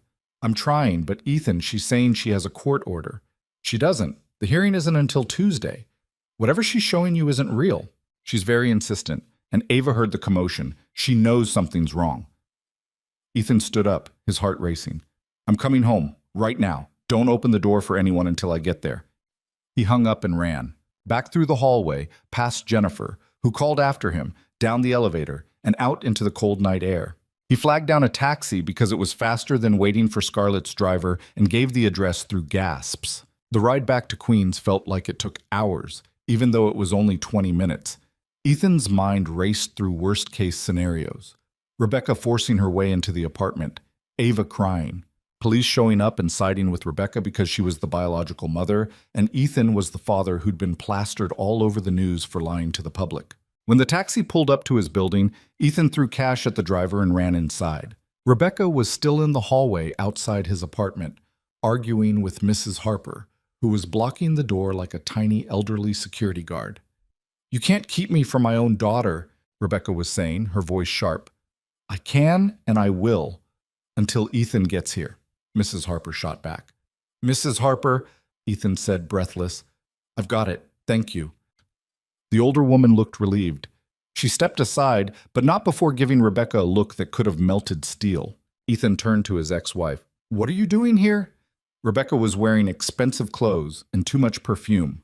She looked exactly like she had during the divorce, polished, angry, and completely unwilling to back down. I'm here to pick up my daughter. You don't have custody. I have rights. And after what you've done, dragging her into your pathetic midlife crisis, exposing her to this media nightmare, I'm not letting her stay in this environment one more day. The hearing is Tuesday. Until then, nothing changes. Everything's changed, Ethan. You've been lying to the entire country. You've been taking money from a billionaire to fake a relationship. What kind of example is that for Ava? I made a choice to help someone who needed it. That's the example. Rebecca laughed, but it was bitter. You're delusional. You've always been delusional. You threw away your career for some misguided hero complex, and now you're doing it again with this woman. And I'm not going to let Ava suffer because you can't get your life together. I have my life together. I work. I pay rent. I take care of our daughter every single day while you were off in California pretending she doesn't exist. That's not fair, isn't it? Ethan stepped closer. You haven't called her in 4 months. You missed her birthday. You forgot about Christmas. And now you suddenly care because you saw an opportunity to hurt me? Well, Rebecca's face flushed. I want what's best for my daughter. No, you don't. You want revenge, and you're using Ava to get it. For a moment, Rebecca looked like she might actually hit him. Then she took a breath and smoothed her hair, composing herself. We'll let the judge decide. Tuesday. Fine. She turned to leave, then stopped. For what it's worth, Ethan, I almost feel sorry for you. You've spent so long trying to be the good guy that you don't even realize you're failing at it. She walked away before he could respond. Ethan stood there in the hallway, his hands shaking, until Mrs. Harper touched his arm gently. She's wrong, you know, the older woman said quietly. You're a good father. Don't let her make you doubt that. Ethan nodded, but he wasn't sure he believed it.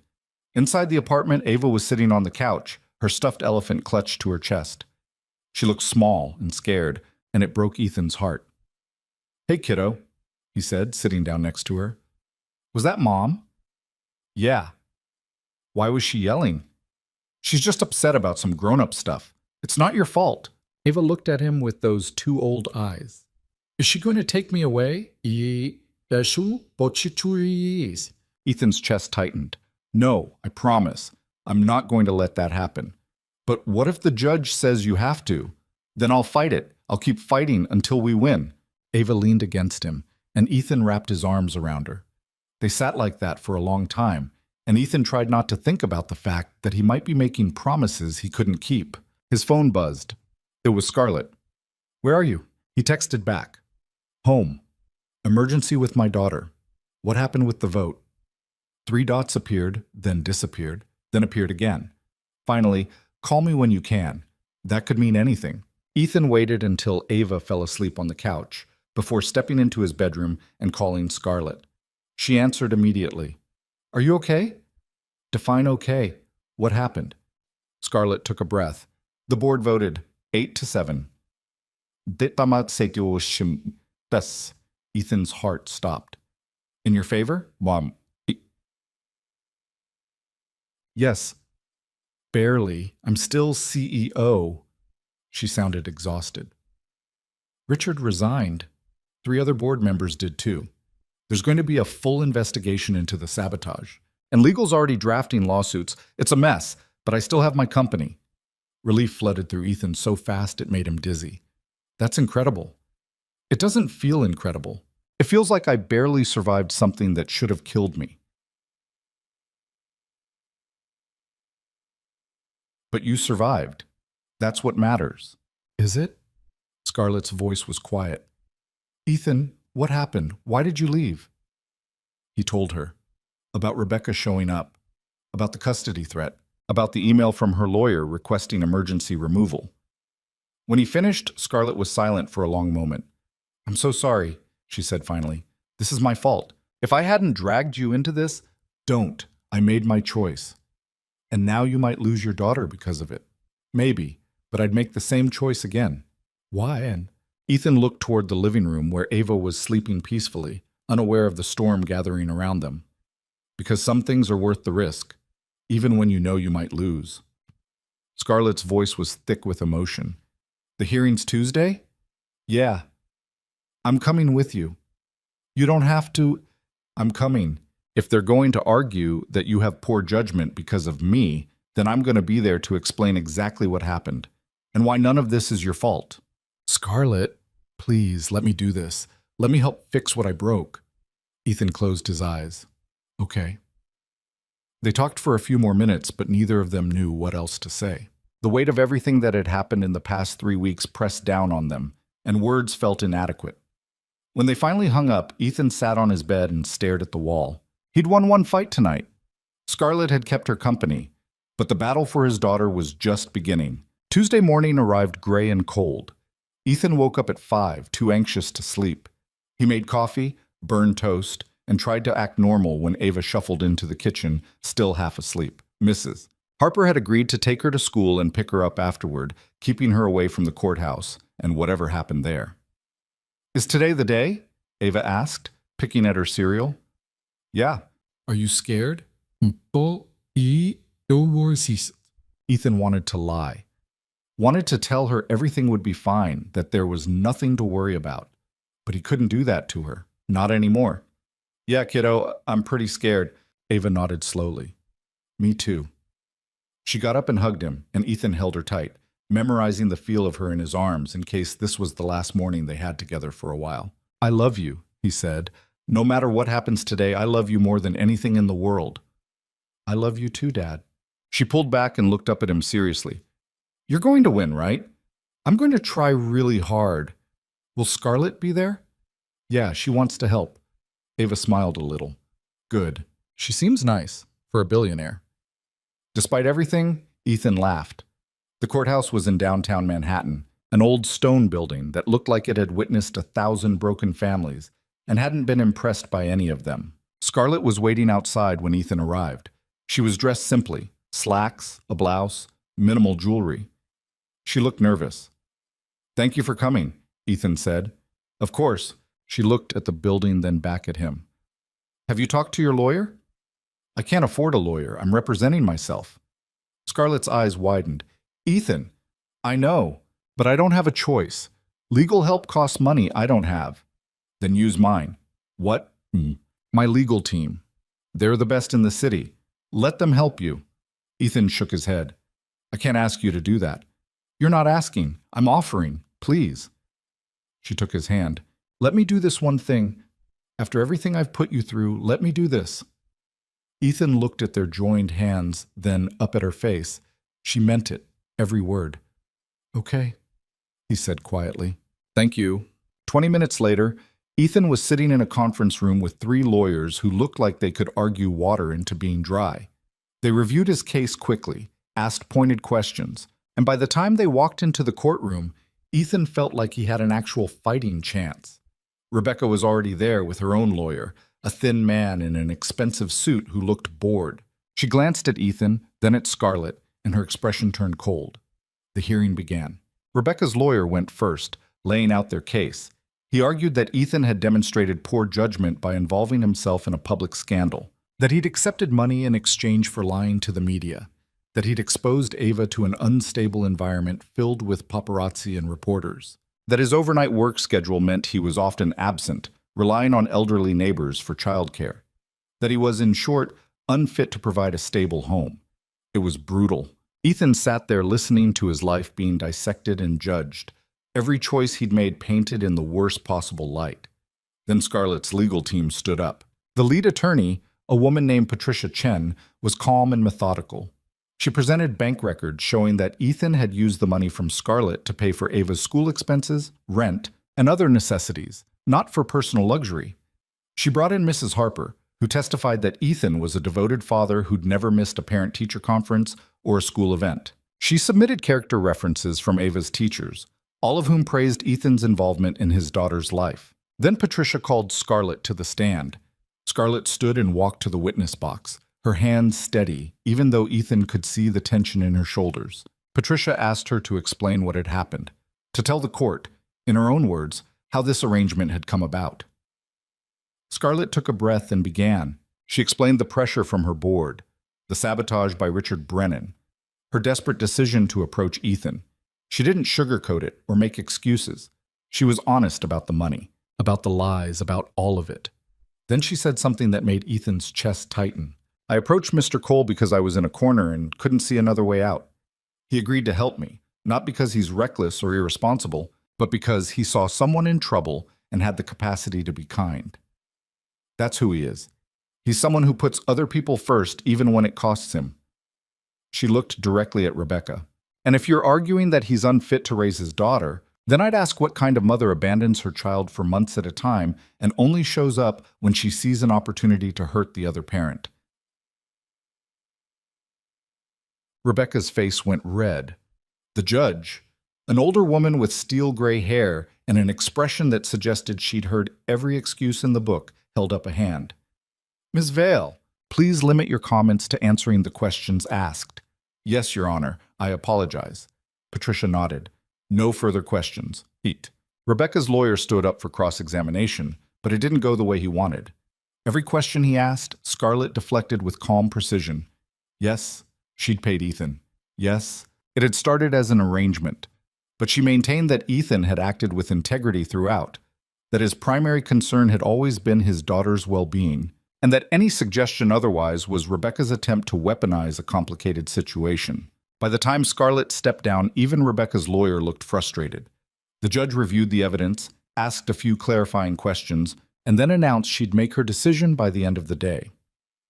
Everyone filed out of the courtroom. Ethan stood in the hallway, feeling wrung out. Scarlett appeared next to him, and without thinking, he pulled her into a hug. "Thank you," he whispered. "Don't thank me yet. We don't know what she'll decide. Doesn't matter. Thank you anyway." They waited in a coffee shop across the street, neither of them able to eat or drink anything. Patricia and the other lawyers reviewed notes. Scarlett checked her phone compulsively. Ethan just stared at the wall and tried not to think about what would happen if they lost. At 4:30, Patricia's phone rang. She answered, listened, then hung up. "Judge has a ruling. We need to get back." The walk back to the courthouse felt like walking to an execution. They filed into the courtroom. The judge entered and everyone stood. "I've reviewed the evidence presented," the judge began, "and I've considered the arguments from both sides." Ethan's heart was pounding so hard he thought it might break through his chest. "Ms. Cole, I understand your concerns about your daughter's environment. And Mr. Cole, I acknowledge that your recent choices have been unconventional and have attracted significant public attention." She paused. "However, after reviewing the testimony and evidence, I find no compelling reason to alter the existing custody arrangement." Ethan's knees nearly buckled. Mr. Cole has demonstrated consistent involvement in his daughter's life. He has maintained stable employment and housing. While his recent decisions may have been questionable from a publicity standpoint, they do not constitute evidence of unfitness as a parent. Ms. Cole's petition for emergency removal is denied. The custody arrangement remains as previously established. The gavel came down. It was over. Ethan had won. Rebecca stood up abruptly and stormed out of the courtroom without looking at anyone. Ethan just stood there, trying to process what had happened. Scarlett grabbed his hand and squeezed. "You did it." "We did it." She smiled, and it was the first real smile he'd seen from her in days. Outside the courthouse, Patricia and the other lawyers shook Ethan's hand and congratulated him. They left to file paperwork, and then it was just Ethan and Scarlett standing on the steps as the sun started to set over the city. "What happens now?" Scarlett asked. Ethan looked at her. "I don't know. What do you want to happen?" "Honestly, I want to take you to dinner, somewhere quiet where nobody knows who we are and we don't have to perform for anyone." "That sounds perfect." They ended up at a small Italian restaurant in Brooklyn that Scarlett's driver recommended. It was tucked away on a side street, family-owned, and completely unpretentious. The kind of place where nobody cared if you were a billionaire or a janitor. They sat in a corner booth, and for the first time in 3 weeks, Ethan felt like he could breathe. "I can't believe it's over," he said. "Is it, though?" Scarlett asked. "I mean, we still have to figure out what this is. What we are, Jess. What do you want us to be?" She was quiet for a moment, tracing patterns on the table with her finger. "I want this to be real. Not for the cameras or the press or the board, just for us. Me too. But I don't know how to do that. I don't know how to be someone's girlfriend or partner or whatever this is. I've spent so long being CEO that I don't know who I am without it. Ethan reached across the table and took her hand. Then we figure it out together. No scripts, no performances. Just two people trying to build something that doesn't fall apart. Scarlett's eyes filled with tears. What if I'm terrible at it? Then you'll be terrible at it, and I'll probably be terrible at it too. But at least we'll be terrible together. She laughed, and it sounded like relief. They talked through dinner about everything and nothing. About Ava, who Scarlett wanted to get to know properly. About Veil dynamics and the rebuilding process ahead.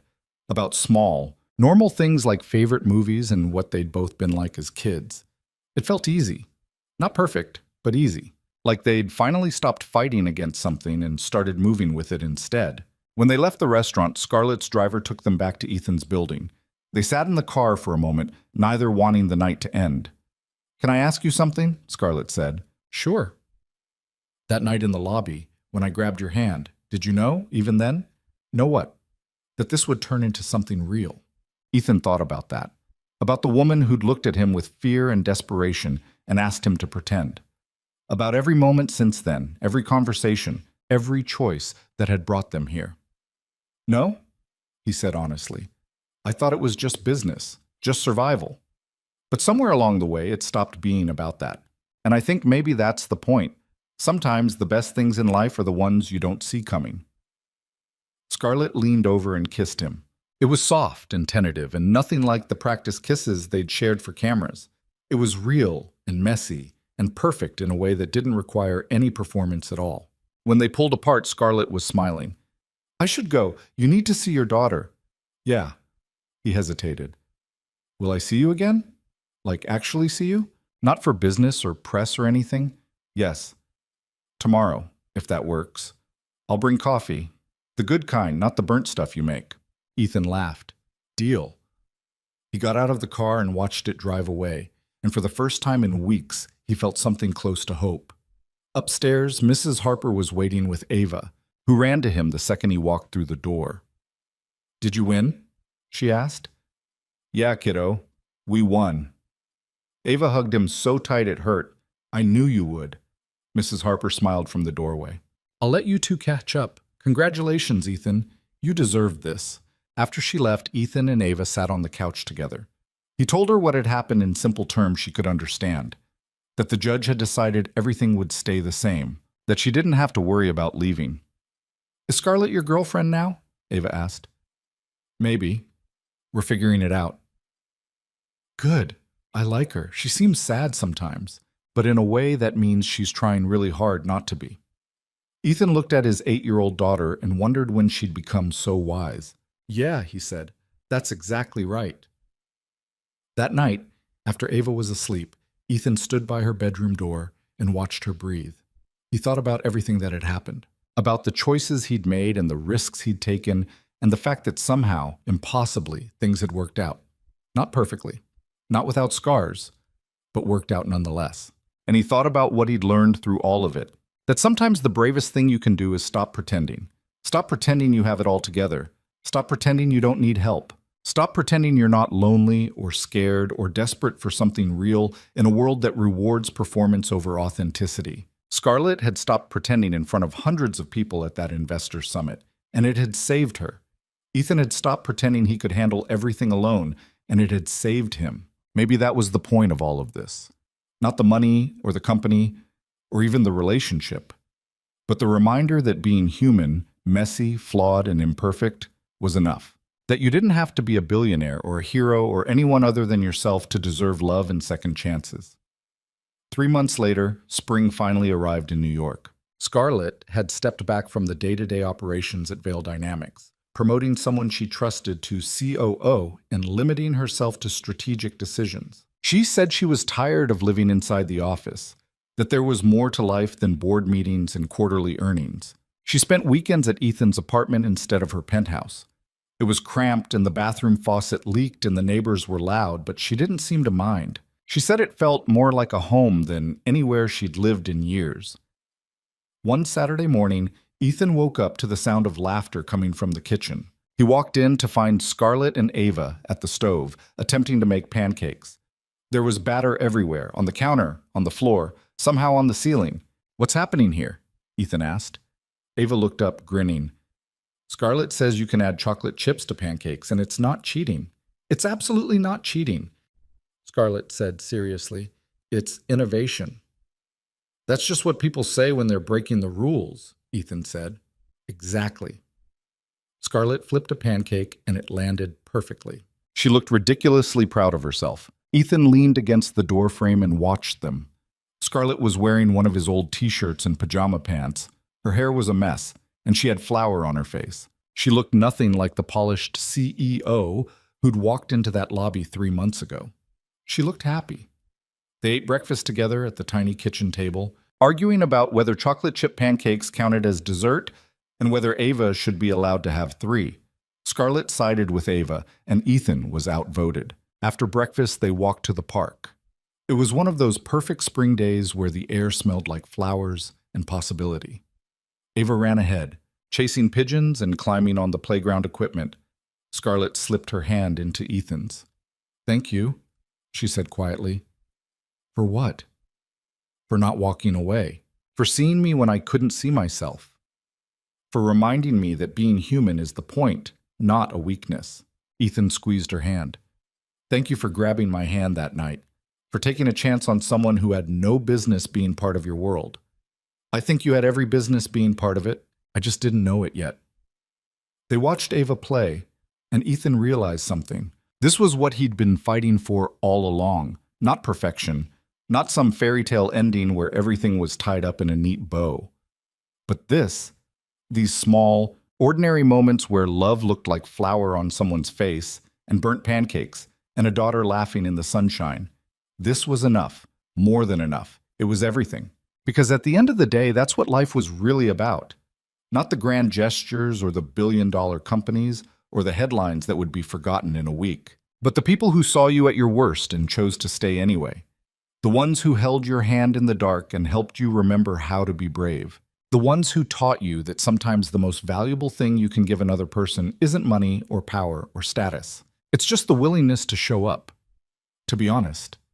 To build something real in a world that's constantly trying to convince you that performance is all that matters. Scarlett had learned that. Ethan had learned that. And together, they'd built something that neither of them had been looking for, but both of them desperately needed. Not a fairy tale. Not a perfect ending. Just 2 people who'd taken a risk on each other and discovered that sometimes the best stories are the ones that start with a lie and end with the truth. And that was worth more than any fortune in the world.